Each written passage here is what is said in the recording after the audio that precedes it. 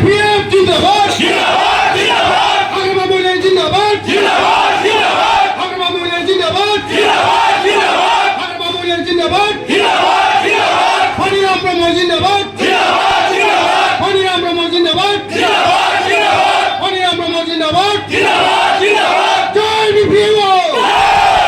জয় BPF এখেত অলপ কথা যে যিটো 5 বছৰ চৰকাৰ চলাইছিল ইউপিপিএলে যিখিনি এখেতসকলৰ পৰা পাব লগা আছিল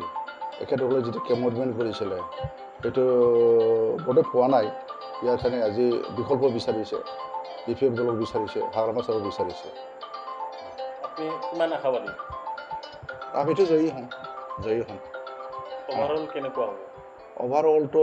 আজিৰ দিনটোত আমি যিটো দেখিছে অলপতে যিটো কৈছে বিভিন্ন জাতি গোষ্ঠী দল